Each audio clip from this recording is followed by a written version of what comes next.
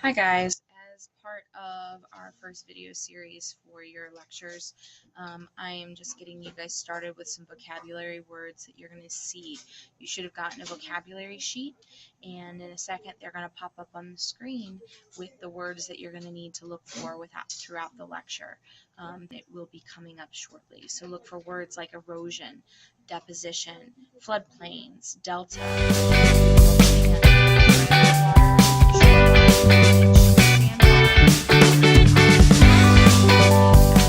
through the lesson.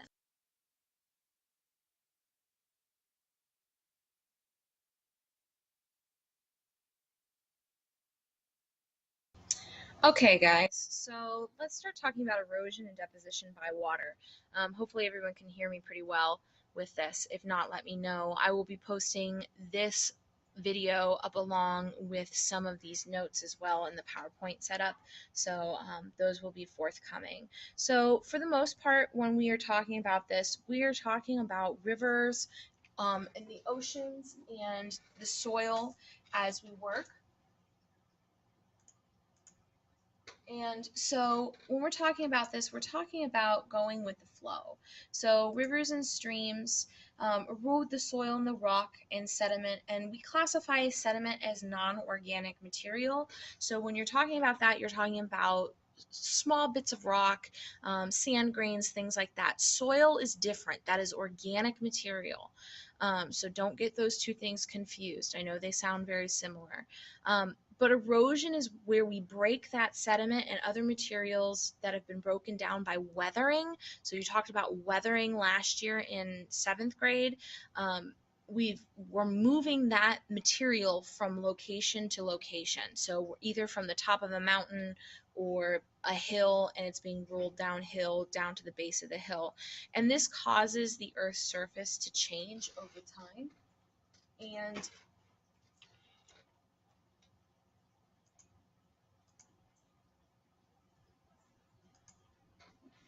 so streams form as water erode in the soil and the rock, and they make this channel. I'm sorry, let me go back. I was on the wrong slide.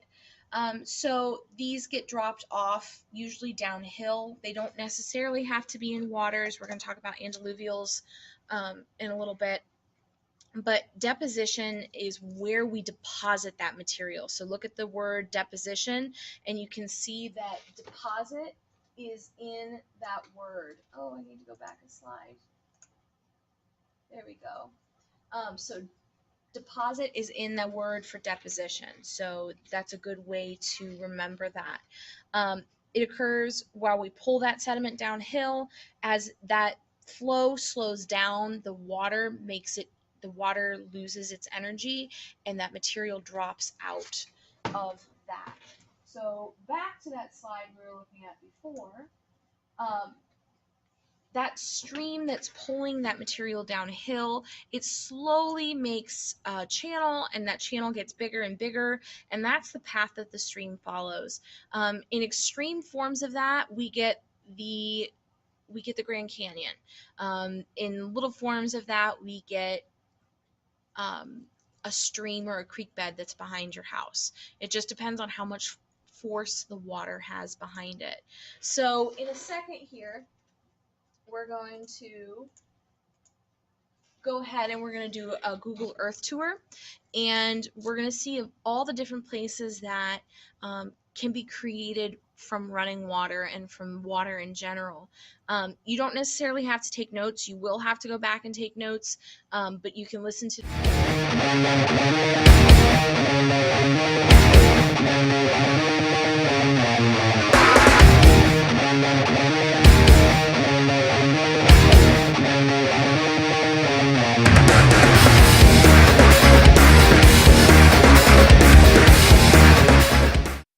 So now we're taking a look at Earth. So this is planet Earth. I'm in Google Maps, or in Google Earth, since you guys can't get on Google Earth and I can. Let's take it up to the present right now. And so what we're going to start looking at, and the first thing we're going to look at is we're going to look at canyons.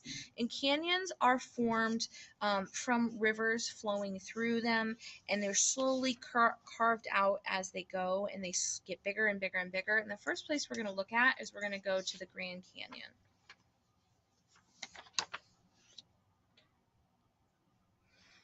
And cool thing about Google Earth is we can pull way down in here, and you can see that here's the Grand Canyon. This was just a little runoff of it. But you can see that this river has cut through here, this Colorado River, has cut through and has made this massive hole in the ground. And it has, you can even see, if we can get close enough, that there are some rapids still in here. The cool thing is I can pull this all the way back to 1992, and if we were good enough, we could figure out and we could see that maybe the river isn't as big as it once was, or has deepened the ravine in the valley. But I'm not that good to determine that or not. So this is one of the largest canyon systems in the world, and you can see if you pull out here,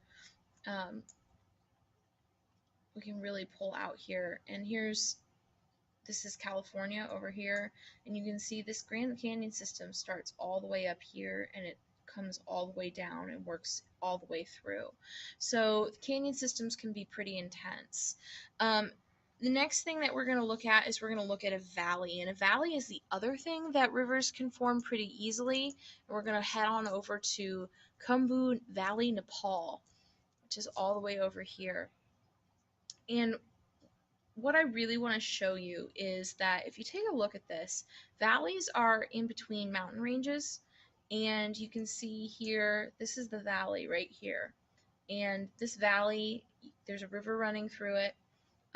It's still pretty deep. It's not nice and smooth. It's not flat like we're thinking that some people think of valleys are.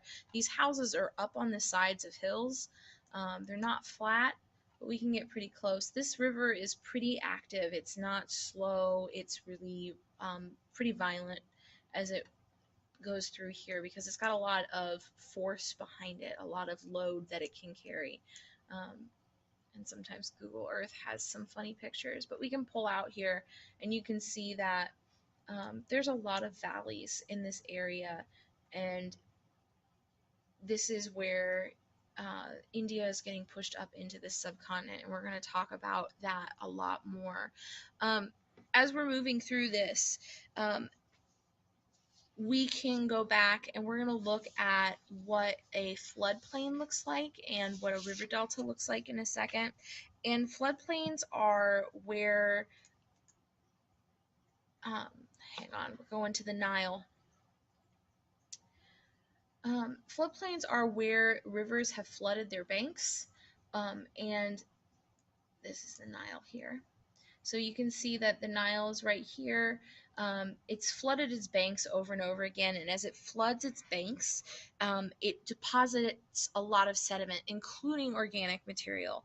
And those don't go away. They sit there and they slowly build up over time, and we get these really fertile areas where people can farm the land and get a lot of things out of this. And the cool thing is with this is that this is desert on either side of this, but right down the middle here is where we have a culture in the past thriving, and even now today we still have cultures that thrive in this area. Moving on from that, we're going to look at deltas. And the delta, and we're going to stay in the Nile because the Nile has a really good description of it. So this is where the river deposits at the end of its journey into an ocean or into a lake. And we've got to pull back out so we can see it because it's huge. So this cone shape here is our delta, and if you pull in, you can see where the Nile River snakes off into all these little extra pieces, and The hard thing is because we don't have enough of a time scale to go back. We can only go back to like 1972 and look at this, and you can even see it a little bit here. But in 1972, if you look at like here, this little horn, and over here, some of this area has gotten filled in since 1972. So you can start to see that these areas have filled in because this is depositing more soil and more sediment. And that's really cool because this is a very fertile area too. And you can even see it out here into the ocean. This green stuff is sediment, probably, or sand being blown over into the ocean. And our picture's not that good over here, but sometimes you can see a pretty good. You can even see how cloudy it is right here compared to what it is in the Mediterranean, which is pretty cool. The opposite side of this is called an Andaluvian fan, and we're going to go all the way over to California to see this one. These Andaluvian fans form or deposits on dry land. Okay, they're not getting thrown into the ocean, they're getting thrown off into a mountain. So there's a river right here, or used to be a river right here. It's very small right now. But you can see that, again, it's that cone shape. This one's not as formed, and we've built a road right through it, and people go hiking and things like that on it. But this is that sediment that's been pulled off this mountain, and you can see that it comes all the way from up here, and it gets deposited over here by in our fan. The other thing that we can do is we can create something called an oxbow and a meander. And I want to look at the Amazon River before we look at oxbows. So we're going to come all the way over here to the Amazon, one of the largest rivers in the world. And if we take a look at this, I can pull it out way, way, way, way, way out. This is much bigger than the Nile. It snakes almost all the way across here and over to here.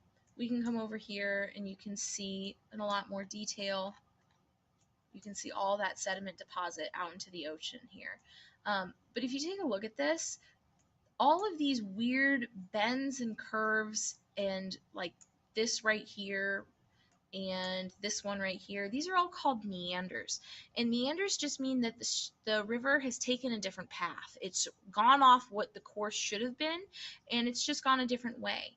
And you can kind of see that they build up over time, and the river moves over time, and it creates little hills and valleys as it goes. And one of the cool things that it can create is called this thing called an oxbow lake, and we've got a couple that are forming right here, but we're going to take a look at Lake Chilcoot.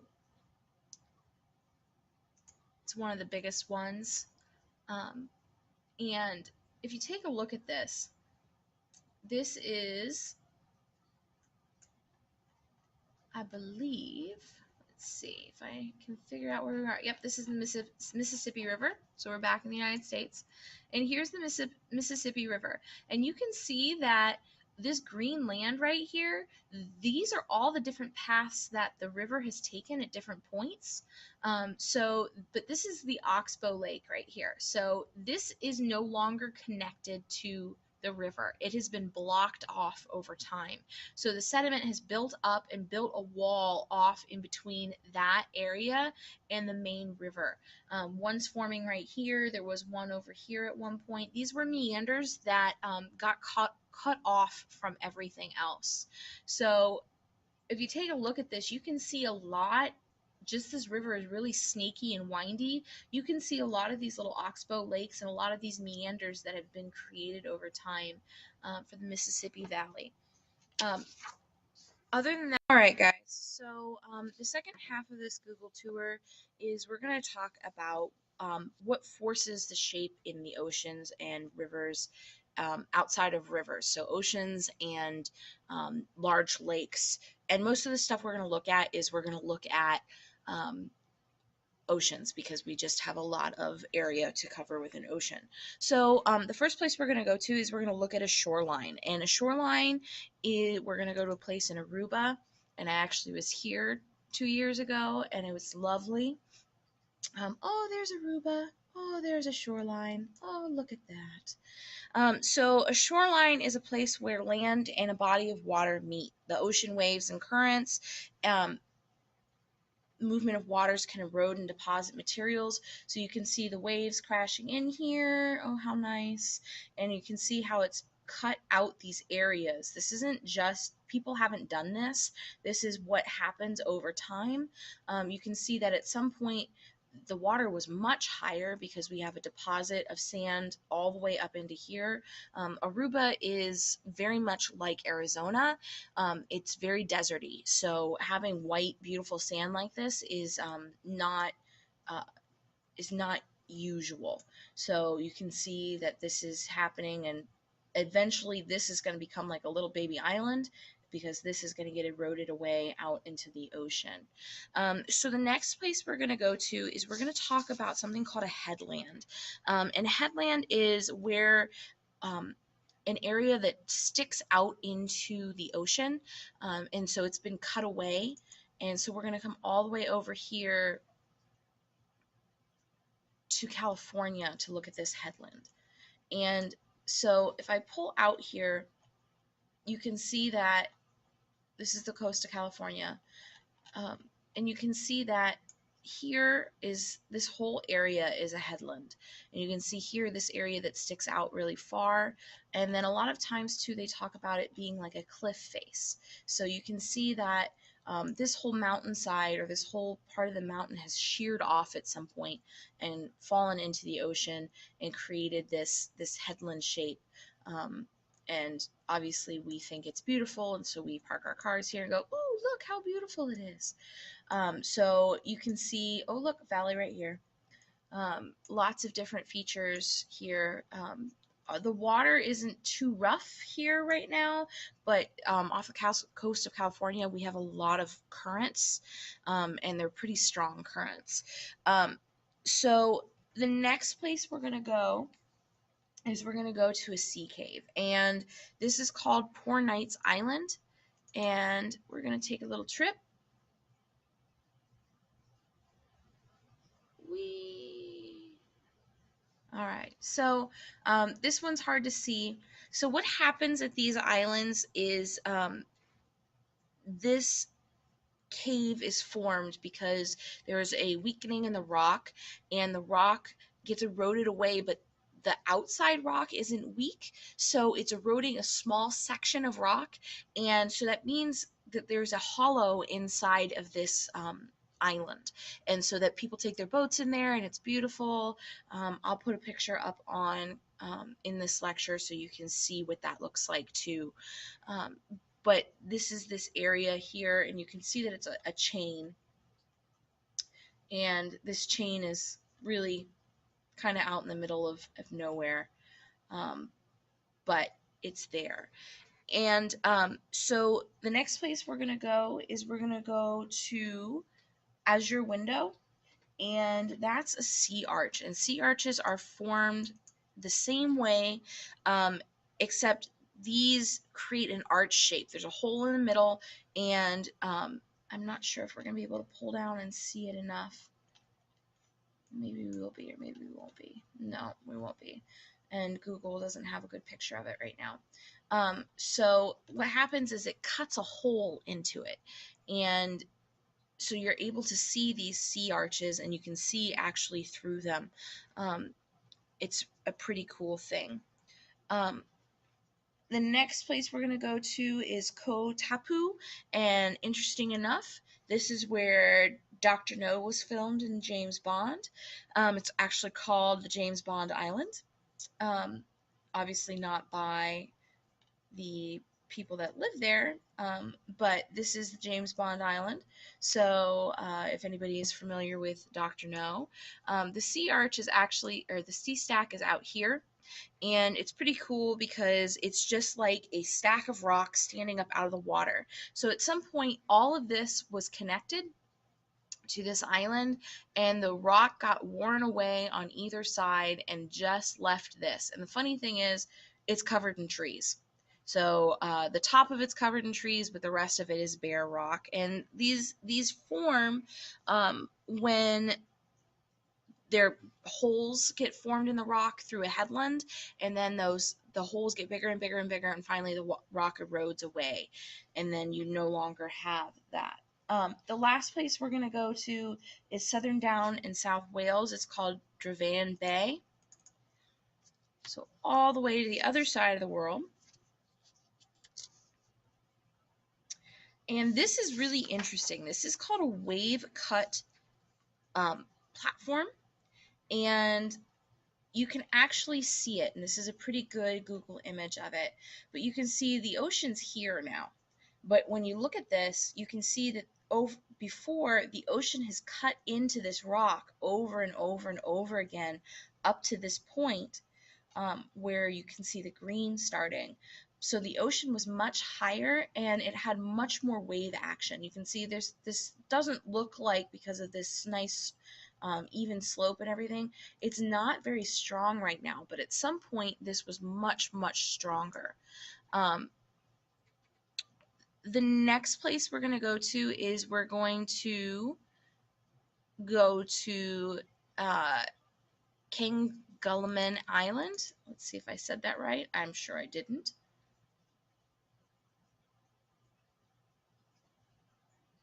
Boop. Oh, come on. So, interesting thing about this island that is not showing up except for this half. Oh, look, a boat. Is that this island, oh, that's because we're, this island right here is a sandbar. So this is just a deposit of sand that has built up over time enough to create an island that sticks out of water. It really doesn't have, like, if you look at where it is, like, it's literally in the middle of nowhere. So soil has been eroded off this side and sediment has been eroded off this side, and it randomly created this little pretty island here in the middle, in between everything. It's obviously much bigger than this, but Google is having a brain fart right now. And this is a ridge of sand or gravel or shell material that gets formed over time. The last place we're going to go is the Great Barrier Island. And Great Barrier Islands are long, narrow islands that are made of sand that form parallel to the shoreline. And they're called barrier islands because they protect the land that is behind them. So you can see that here's, pull out for you guys. Here is the barrier island that's formed right here, and this is actually protecting this part right here, and at some point it was probably connected here. We've just eroded this material away, and you can see the protection for this part of the island right here. It can change shape and be eroded by tides and large storms. The erosion can be slowed down by using sandbags and other erosion techniques. We use this a lot off of the coast of, like, the Carolinas, especially when the hurricanes come through. You hear people talking about, oh, well, we need to start building sandbag barriers, or we need to start making this stronger. That's what they're talking about. So I hope you've enjoyed your Google tour, and I'm signing off. Thanks.